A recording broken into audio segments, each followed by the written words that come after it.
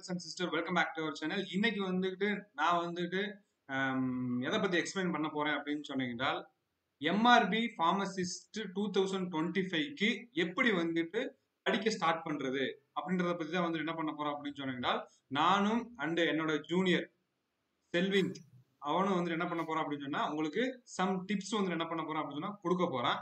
ஓகேவா? அண்டு எங்க ஸ்டார்ட் பண்ணணும், எங்க வந்துட்டு முடிக்கணும், அண்ட் எம்சிக்கு எப்படி படிக்கிறது, ஷெடியூல் வந்துட்டு எந்த மாதிரி வந்துட்டு போடுறது, அதாவது நம்மளுடைய ப்ரிப்பரேஷனுக்கு எல்லா டீடைல்ஸும் வந்துட்டு என்ன பண்ண போறேன் அப்படின்னு சொன்னா நான் வந்துட்டு என்னோட ஜூனியர் செல்விந்து கிட்ட கேட்க போறேன். அவன் வந்துட்டு என்ன பண்ணுவான் அப்படின்னு சொன்னா உங்களுக்கு வந்துட்டு கிளியர் கட் ஆன்சர் வந்துட்டு என்ன பண்ணுவான் உங்களுக்கு கொடுப்பான்.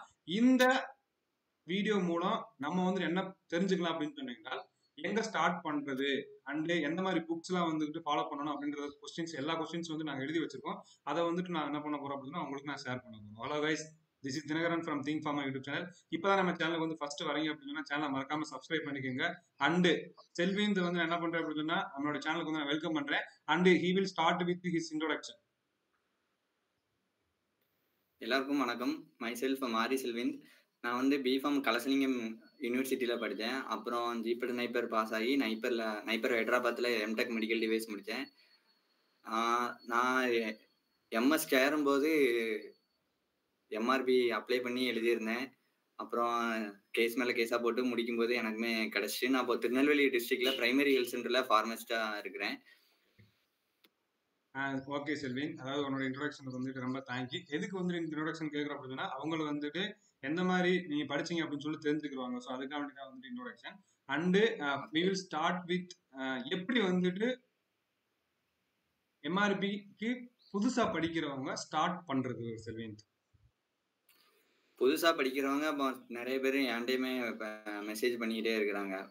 நான் இப்போ தான் ஸ்டார்ட் பண்ண போகிறேன். இது வரைக்கும் நான் படித்ததே கிடையாது. ஜிபெடுக்கு ஏதோ ஒரு காம்படிஷன் எக்ஸாமுக்கும் நான் படித்ததே கிடையாது. இப்போ எப்படி ஸ்டார்ட் பண்ணுறது அப்படின்னு கேட்குறாங்க. அப்படி உள்ளவங்க பார்ட் டைமாக நான் ஜாப் போயிட்டு இருக்கேன், ஈவினிங் 1 hour 2 hours படித்தா போதுமானா கண்டிப்பாக முடியாது. பாஸ் பண்ணவே சாத்தியக்கூறே கிடையாது. ஏன்னா நம்ம 2 படிக்க வேண்டியிருக்கு. தமிழும் படிக்க வேண்டியிருக்கு, நம்மளோட சப்ஜெக்டும் படிக்க வேண்டியிருக்கு. தமிழ் எலிஜிபிள் ஆகினா தான் நம்மளோட பேப்பரை எவாலுவேட் பண்ணுவாங்க. இப்பதான் ஸ்டார்ட் பண்ண போறாங்கன்னா அவங்களுக்கு ஒரே ஒரு choice, minimum 6 hours maximum 8 hours daily படிச்சே ஆகணும். அப்படி படிச்சாதான் நம்ம வந்து ஒரு கவர்மெண்ட் ஜாபா வாங்க முடியும். அத மனசுல வச்சுக்கிட்டு கண்டிப்பா 8 hours படிச்சே ஆகணும். ஓகே, ஃபார் ஃப்ரெஷர்ஸ் வந்துட்டு என்ன சொல்றாங்க அப்படின்னு சொன்னா 8 hours வந்து மினிமம் வந்துட்டு requirement for studying are getting the government job அப்படின்னு என்ன பண்றா செல்லுன்னு சொல்றேன். அண்ட் எந்த சப்ஜெக்ட் வந்துட்டு ரொம்ப முக்கியம் அண்ட் ஆல்சோ ஆல்ரெடி கொஞ்சம் படிச்சிருப்பாங்க, அவங்க எங்க இருந்து ஸ்டார்ட் பண்ணா நல்லா இருக்கும் அப்படின்னு நீங்க நினைக்கிறீங்க செல்வேந்த்? இம்பார்ட்டன்ட் சப்ஜெக்ட்னா மேஜர் சப்ஜெக்ட் வந்து நான் போன இயர் 4 பேட்சா எக்ஸாம் நடந்துச்சு. மார்னிங் ஆஃப்டர்நூன் 2 நாள் நடந்துச்சு. அந்த 4 டைப் ஆஃப் கொஸ்டின் அனலைஸ் பண்ணதுல சூட்டிக்ஸ், ஃபார்மகாலஜி, காக்னசி, கெமிஸ்ட்ரி இந்த 4ல இருந்து கொஸ்டின் அதிகமா கேட்டாங்க. அந்த 4லயே சூட்டிக்ஸ் தான் 20% கொஸ்டின். இப்போ 100 கொஸ்டின்னா 20 கொஸ்டின் சூட்டிக்ஸ்ல இருந்தே வந்துச்சு. இப்போ சூட்டிக்ஸ்ல பாத்தீங்கன்னா dosage form, formulation, pharmaceutical technology, tablet, capsule, என்னென்ன எக்ஸ்பிஎன்ட் யூஸ் பண்ணுதோம், லட்டின் டேம், முக்கியமா லட்டின் டேமு, பிரிஸ்கிரிப்ஷனு, இந்த மாதிரி இதுலதான் கொஸ்டின் வந்துச்சு. பேசிக்கா தான் வரும், டீப்பாவே போவாது. ஒரு டாபிக்னா இப்ப லட்டின் டேம் எடுத்துக்கிட்டீங்கன்னா லட்டின் டேம்னா என்ன, அதுக்கு கீழே என்னென்ன லட்டின் டேம்லாம் இருக்கு, அது ஒரு தடவை மனப்பாடம் பண்ணியாச்சுன்னா போதும். இந்த ஜிபெட் நைப்பர் அளவு எழுதுற அளவுக்கு டீப்பா கொஸ்டின் கேட்க மாட்டாங்க. காலேஜ்ல பாத்தீங்கன்னா காலேஜ்ல அட்வர்ஸ் ட்ரக் ரியாக்ஷன் கேட்டிருந்தாங்க. ஒரு ஸ்பெசிபிக்கா ஒரு ட்ரக் எடுத்துட்டு அதுக்கு என்ன அட்வர்ஸ் ட்ரக் ரியாக்ஷன் இது ப்ரொடியூஸ் பண்ணுவோம். அப்புறம் டைரக்டா கிளாசிபிகேஷன் மஸ்ட், கண்டிப்பா கிளாசிபிகேஷன் தெரிஞ்சுதான் ஆகணும். அப்புறம் ஸ்பெசிபிக்கான ஆன்டி கேன்சர் மெடிசின்ல இருந்து கேட்டிருந்தாங்க. இது ஃபார்மகாலஜி. ஆமா. காக்னசில வந்து சில பேட்ச் சொன்னாங்க எங்களுக்கு அவ்வளவா கொஸ்டின் வரல, இந்த காக்னசில அவ்வளவா ஃபோக்கஸ் பண்ணல. அப்ப இன்னும் நான் வந்து செகண்ட் பேஜ்ல எழுதினேன், எனக்கு காக்னசி அந்த அளவுக்கு கேட்கல. ஆனா ஃபர்ஸ்ட் பேஜ்ல சொன்னாங்க காக்னசியும் வந்துச்சுன்னு சொன்னாங்க.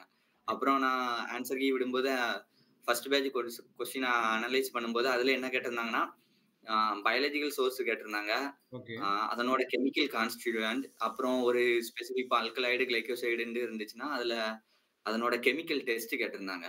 இந்த 3 இதுதான் காக்னசியை பொறுத்த மட்டும்.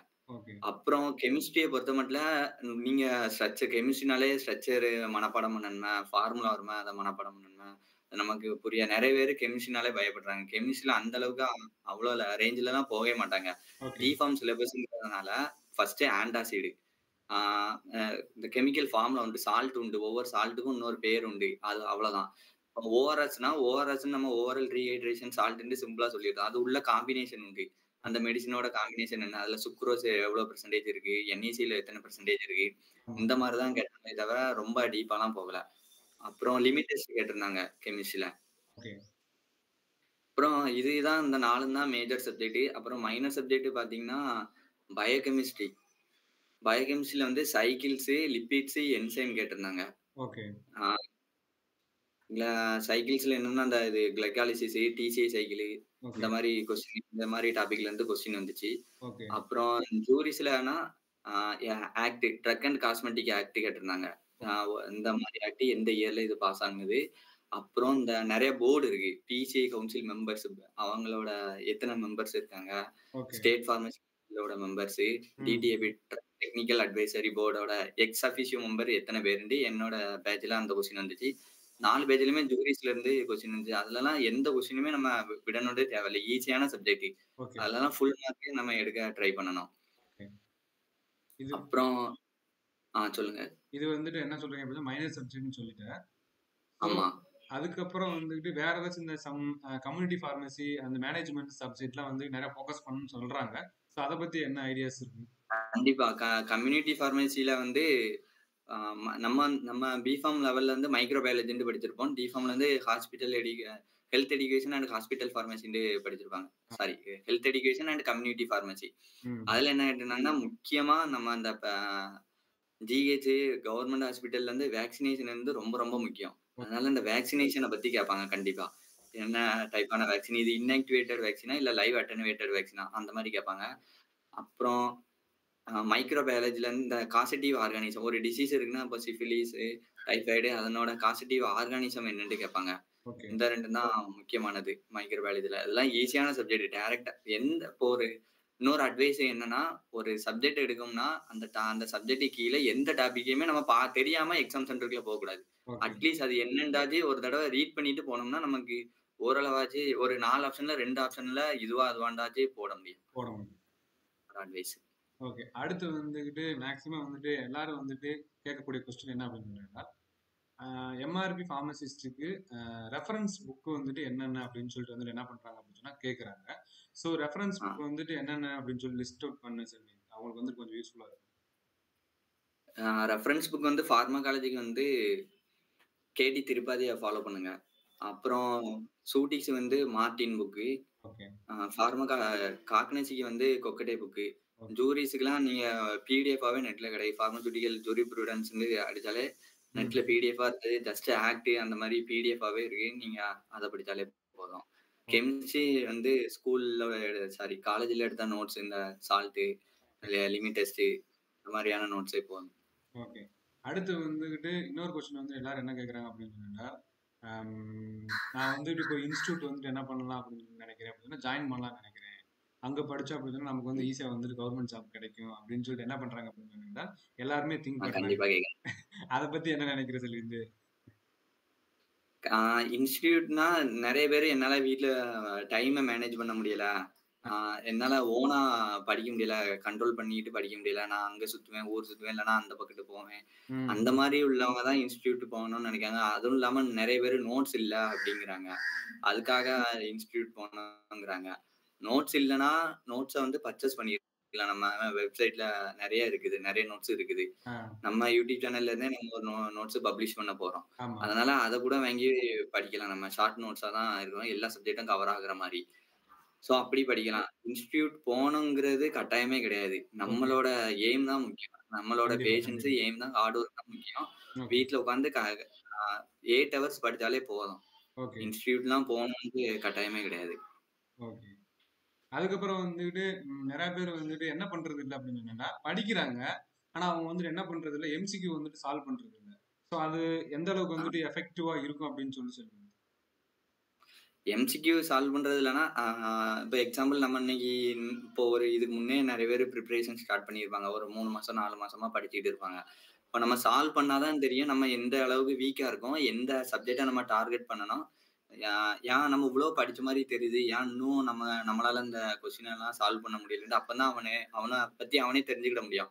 நம்ம 100% கரெக்ட்டா, நம்ம போனா எழுதுனா பாஸ் ஆகிடலாமா? ஆக முடியாதா? அப்டின்ட்டு.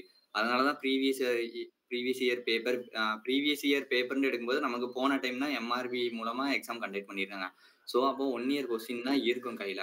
அதுக்கு முன்னலாம் டிஃபார்ம் மார்க் வச்சு டைரக்ட்டா எடுத்தாங்க. ஆமா. ஸோ அதனால சும்மா நீங்க GPAT previous year question paper, NIPER previous year question பேப்பர்லாம் எடுத்து, ம். அந்த கொஸ்டின் எல்லாம் சால்வ் பண்ணி பார்க்கலாம். அந்த அளவுக்குலாம் உங்களுக்கு நாலேட்ஜ் இருந்துச்சுன்னா, இந்த எக்ஸாம்லாம் ஈஸியா நீங்க கிராக் பண்ணிடலாம். ஏன்னா அவங்கலாம் டிஃபிகல்ட்டா கேட்பாங்க. ரொம்ப டீப்பா கேட்பாங்க. ஸோ ம். அதனால அந்த எம்சிக்யூலாம் நீங்க சால்வ் பண்ணிட்டீங்கன்னா, ஒரு 100 எம்சிக்யூல 80, 85 எம்சிக்யூலாம் உங்களுக்கு தெரியிற மாரி இருந்ததுன்னா, இதுலலாம் நீங்க கண்டிப்பா 75 மார்க்கு மேல நீங்க எடுத்துடலாம். கண்டிப்பா எம்சிக்யூ சால்வ் பண்ணணும். அப்பதான் நம்மள பத்தி நம்ம தெரிஞ்சுக்கிட முடியும். கண்டிப்பா. அண்டு இதுவரைக்கும் நம்ம என்ன பண்ணியிருக்கோம் அப்படின்னா, நம்ம தியரி ஃபார்மசி ஓரியன்ட் இருக்கக்கூடிய சப்ஜெக்ட்ஸ் அண்ட் சாப்டர்ஸ் வந்து என்ன பண்ணியிருக்கோம் அப்படின்னா எக்ஸ்பிளைன் பண்றோம். அண்டு இத விட வந்துட்டு ரொம்ப முக்கியமானது வந்துட்டு எது அப்படின்னு சொன்னா தமிழ். ஓகே. இப்பதான் வந்துட்டு தமிழ் வந்து ஸ்டார்ட் பண்றாங்க அப்படின்னு சொன்னீங்கன்னா, தமிழ் வந்துட்டு எங்க ஸ்டார்ட் பண்றது? எங்க முடிக்கிறது? அத பத்தி சொல்லு செல்வின். தமிழே தான் நெறைய பேர் கேட்கறாங்க. ஷார்ட் நோட்ஸா இருந்தா அனுப்புங்க அப்டின்ட்டு ஓகே. கேட்கறாங்க. தமிழ்ல எப்படி ஷார்ட் நோட்ஸ்ன்னு எனக்கே தெரியல. ஓகே. ஒரு துணை பாடம்ன்னு இருக்கும், பாடம் இருக்கும். பாடம் நம்ம வந்து பேராகிராஃபா போய் படிச்சு அப்படியே மனப்பாடமா எழுத போறதில்ல. ஆமா. இப்போ ஒரு எப்படி சொல்ல, நச்சினைன்னு இருக்கு. நச்சினையை இயற்றியவர் யார்? ம். அப்டின்ட்டு தான் கேட்பாங்களே தவிர, நச்சினைய பத்தி எழுதுங்கன்ட்டு அப்படி கேட்க மாட்டாங்க. கண்டிப்பா, கண்டிப்பா. நம்ம ஷார்ட் நோட்ஸா எடுக்கவே முடியாது. ஆ. ஆ இது தமிழ் படிக்கும்போது கண்டிப்பா ஏதோ ஒரு ஸ்டாண்டர்ட் எடுத்தோம். 10த் ஸ்டாண்டர்ட் எடுத்தோம். இல்லன்னா 8த் ஸ்டாண்டர்ட் எடுத்தோம். அந்த தமிழ் புக் படிப்போம். அப்படி படிச்சீங்கன்னா கண்டிப்பா படிக்க முடியாது.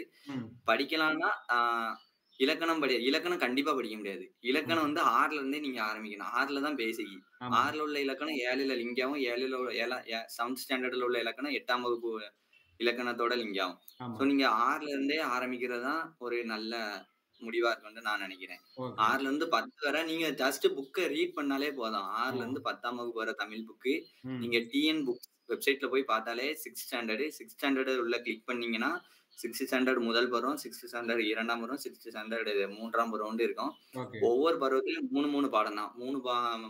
3 பருவத்துக்குமே 9 யூனிட் தான் இருக்கும். நீங்க அத மட்டும் ரீகால் பண்ணாலே போதும். நீங்க ஸ்கூல்ல படிச்ச தமிழ் மீடியமா இருந்தாலே ஸ்கூல்ல படிச்ச ஞாபகம் கொஞ்சம் இருக்கும். ஸோ நீங்க ம். அத வச்சே ஈஸியா கிளியர் பண்ணிடலாம் ஈஸியா தமிழ்லாம். முடிஞ்சிரும். ஓகே. அதுக்கப்புறம் வந்துட்டு இன்னொரு கொஸ்டின் வந்து என்ன கேட்கறாங்க அப்படின்னு சொன்னா, அதாவது சிலபஸ் வந்துகிட்டு ரொம்ப பெருசா இருக்கு. ஓகேவா? அத கண்டிப்பா ஃபுல்லுமே வந்துட்டு என்ன பண்ணணும்? கவர் பண்ணணுமா? அப்படின்னு சொல்லிட்டு என்ன பண்றாங்க அப்படின்னு சொன்னா கேட்கறாங்க. சோ அதுக்கு என்ன சொல்லுவ செல்வி நீயி? கண்டிப்பா கவர் பண்ணி ஆகணும். இப்ப எக்ஸாம்பிள் பயோகெமிஸ்ட்ரில எல்லா டாபிக்கும் இருக்கும். விட்டமின்ஸ்ன்னு குடுத்துருப்பாங்க, கார்போஹைட்ரேட் குடுத்துருப்பாங்க, என்சைம்ன்ட்டு குடுத்துருப்பாங்க, புரோட்டீன்ட்டு குடுத்துருப்பாங்க. ஜஸ்ட் அத பார்த்தேன். இப்ப என்சைம பத்தி 2 லைனு. என்சைம்னா என்ன? என்ன மாரி டைப்பான என்சைம்? அதனோட யூசேஜ் இவ்வளதான். இவ்வளதான் பேசிக்கா படிச்சாலே போதும். இப்ப விட்டமின்ஸ்னா என்ன? விட்டமின்ஸ்னா என்ன? Water soluble vitamin, water insoluble vitamin, oil soluble vitamin. ம். இந்த இதுதான். அவ்வ அந்த இது கீழ என்னென்ன விட்டமின்ஸ்லாம் வருது. ஸோ அந்த விட்டமின்ஸ்க்கு இன்னொரு பேர் என்ன? ஓகே. அந்த விட்டமின்ஸ் எதுக்காக யூஸ் ஆகுது? இப்ப விட்டமின் பிலயே 7 டைப்போ, 8 டைப்போ இருக்கு. அந்த ஒவ்வொரு டைப்பும் என்னென்ன டிசீஸ்க்கு நம்ம யூஸ் பண்றோம். இந்த விட்டமின் கம்மியா இருந்ததுன்னா என்ன டிசீஸ் வருது? ஓகே. இவ்வளவுதான். அந்த டாபிக்க பத்தி அட்லீஸ்ட் ஒரு பேசிக் நாலேட்ஜ் நமக்கு வேணும். கண்டிப்பா. ஓகே. ஆக்சுவலி அதான் நான் சொல்றேன். வந்துட்டு இதுவரைக்கும் வந்துகிட்டு என்கிட்ட வந்துட்டு சப்ஸ்கிரைபர் வந்து கேட்ட கொஸ்டின் வந்து என்ன பண்ணேன் அப்படின்னா செல்விங்க நான் அவங்ககிட்ட கேட்டேன். ஓகேவா? அதாவது லாஸ்ட் அட்வைஸ் எம்ஆர்பி ஃபார்மசிஸ்ட் ஆஸ்பிரன்ட்ஸ்க்கு வந்துட்டு என்ன குடுக்கணும்னு நினைக்கிறீங்க? அத வந்துட்டு என்ன பண்ணிருங்க அப்படின்னு சொன்னா குடுத்துருங்க. ஸோ அதோட நம்ம என்ன பண்ணிக்கலாம் அப்படின்னு சொன்னா இந்த வீடியோ வந்து வைண்ட் அப் பண்ணிக்கலாம். லாஸ்ட் அட்வைஸ்னா நீங்க படிச்சுட்டு எக்ஸாம் சென்டருக்கு போகும்போது, ஆ நீங்க வந்து ஒரு எ எம்சிக்யூவ பார்க்கும்போது இதுவா? அதுவான்ட்டு கன்ஃப்யூஸ் ஆகும். ஏதோ ஓகே. ஒரு ஆன்ஸர் குடுத்துருவீங்க. ம். அப்புறம் ஒரு 20, 30 கொஸ்டின்லாம் தாண்டுன பிறகு ஒரு 20, 30 கொஸ்டின் இல்ல. கம்ப்ளீட்டா முடிச்சுட்டீங்க. 100 எம்சிக்யூ நீங்க ஆப்ட் பண்ணி முடிச்சுட்டீங்க. நம்ம திருப்பி போய் பார்க்கலாம். என்னென்ன எம்சிக்யூலாம் நம்ம விட்டுருக்கோம், என்னென்ன பார்த்துக்கலான்னு. அத ஓகே. போய் பார்க்கும்போது நம்ம என்ன பண்ணுவோம்னா, திடீர்னு இந்த இந்த ஆன்ஸர் வராது. இத போடலாம் அப்டின்ட்டு நெறைய பேருக்கு தோணும். ஓகே. அப்படி மேக்ஸிமம் பண்ணாதீங்க. ஏன்னா நம்ம படிச்சது வந்து நம்மளோட சப்கான்ஷியஸ் மெமரியில வந்து ஸ்டோர் ஆயிருக்கும். கண்டிப்பா. 4மே ஆன்ஸர் தெரியாதுங்கிறது வேற. அது வந்து ஓகே. நம்ம அந்த கொஸ்டின் வந்து பார்த்திருக்கவே மாட்டோம். அந்த டாபிக் உள்ளயே போயிருக்க மாட்டோம். ம். இது ம். இதுவா? அதுவான்னு நம்ம கன்ஃப்யூஸ் பண்ணும்போது, கண்டிப்பா அது படிச்சிருப்போம். அந்த 2 ஆப்ஷன ஒமிட் பண்ணியிருப்போம். இந்த 2 ஆப்ஷன்ல ஏதாச்சும் ஒண்ணா தான் இருக்கும். ம். ஸோ ஒரு ஆப்ஷன கிளிக் பண்ணாலும் அந்த மாரி கொஸ்டினா 2வது சேஞ்ச் பண்ணாதீங்க. ஏன்னா உங்க சப்கான்ஷியஸ் மெமரில நீங்க படிச்சு சேவ் ஆயிருக்கும். அத வச்சு தான் அந்த ஆப்ஷன சூஸ் பண்ணியிருப்பீங்க. அ ஓகே. எனக்கு அந்த மாரியே 2, 3 கொஸ்டின் அப்படி போயிருச்சு. மாத்துனதுனால தப்பா ஆயிருக்கு. அதான் என்னோட அட்வைஸ். அப்புறம் லாஸ்ட் 1 வீக், 2 வீக்ஸ் ரீகால் நீங்க என்னதான் படிச்சிருந்தாலும், நீங்க படிச்சத மட்டும் ரீகால் பண்ணிட்டு போயிருங்க. ஓகே. நீங்க புதுசா எதுவுமே படிக்காதீங்க. Exam okay. டேட் அனௌன்ஸ் பண்ணுவாங்க. எப்படியுமே 2 வீக்ஸ்க்கு முன்ன இல்லன்னா 1 வீக்ஸ்க்கு முன்ன அனௌன்ஸ் பண்ணுவாங்க. அந்த ஓகே. 1 வீக்ஸ் முன்ன அனௌன்ஸ் பண்ணாலும், அந்த 1 வீக்ல நீங்க என்ன படிச்சீங்களோ, அந்த படிச்சத மட்டும் ஒருக்கா ரீகால் பண்ணிட்டு போங்க. தமிழும் தமிழும் அண்ட் நம்ம சப்ஜெக்டும். Okay. And last question from my side. Actually எல்லாருமே வந்துட்டு என்ட்ட என்ன கொஸ்டின் கேட்குறாங்க அப்படின்னு சொன்னால், டேட் வந்துட்டு இன்னும் அனௌன்ஸ் பண்ணல. ஏதாச்சும் கெஸ்ஸிங் டேட் ஏதாச்சும் இருக்கா செல்வந்த்? கெஸ்ஸிங் டேட்னா இப்ப லாஸ்ட் இயர் ட 2 டூ 3 மந்த்ஸ் ஆச்சு. ஓகே. இந்த டைமும் எக்ஸ்பெக்ட் பண்ணலாம். நம்ம என்ன இப்போ டாக்டருக்கு கவுன்சிலிங், அப்பாயின்ட்மென்ட் எல்லாமே குடுத்துட்டு இருக்கிறாங்க. ஓகே. நம்மளோட அப்ளிகேஷன் டேட்டே 10 நாள் 15 நாள் கிட்ட குடுத்துருக்காங்க. நம்ம அப்ளை பண்றதுக்கு. நம்ம அப்ளை பண்ண பிறகு நம்மளோட டீட்டெயில் எல்லாம் அவங்க வெரிஃபை பண்ணுவாங்க. வெரிஃபை பண்ணி சென்டர் அலோகேட் பண்ணணும். ஓகே. ஸோ எப்படியுமே 2 டூ 3 மந்த்ஸ் நம்ம 3 எக்ஸ்பெக்ட் பண்ணலாம். மந்த்ஸ் வந்துட்டு ஆகும். ஓகே. ஓகே ஒரு 3 செல்வந்த். மந்த்ஸ்மே ஃப்ரெண்டுக்கே போதுமான அளவு. என்ன ஓகே. கேட்டா படிக்கணும். 8 ஹவர்ஸ் உட்கார்ந்து படிச்சா. படிச்சா. ஓகே. செல்விந்து உன்னுடைய பாயிண்ட்ஸ் வந்துட்டு ரொம்ப ஹெல்ப்ஃபுல்லா இருக்கும்னு நினைக்கிறேன். ஐ திங்க் எம்ஆர்பி ஃபார்மசிஸ்ட் ஆஸ்பிரண்ட்ஸ்க்கு. ஸோ இந்த வேல்யூபிள்ஸ் பாயிண்ட்ஸை வந்துட்டு அவங்க வந்துட்டு கேரி பண்ணி அவங்களும் வந்துட்டு உன்னைய மாதிரி வந்துட்டு கவர்மெண்ட் ஃபார்மசிஸ்டா வந்துட்டு ஆவாங்கன்னு நினைக்கிறேன். I think this video will helpful for those people. And thank you Selvinth for your wonderful time with as.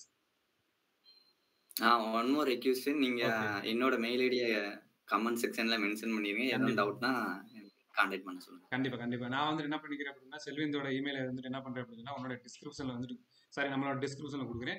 உங்களுக்கு எதுவும் டவுட்ஸ் இருந்தாலும் நீங்க என்ன பண்ணலாம் அப்படின்னு சொன்னா, அ இமெயில் பண்ணி என்ன பண்ணிக்கலாம் கேட்டுக்கலாம். ஓகே. அண்ட் இப்பதான் நம்ம சேனலுக்கு வந்து ஃபர்ஸ்ட் வரீங்க அப்படின்னு சொன்னா, சேனல மறக்காம சப்ஸ்கிரைப் பண்ணிட்டு பெல் ஐகான கிளிக் பண்ணீங்க. அப்பதான் நான் போடக்கூடிய வீடியோஸ் வந்துட்டு உங்களுக்கு அப்டேட்டா வந்துட்டு வரும். Okay. Thank you Selvan for your times. Thank you so much. Thank you so much.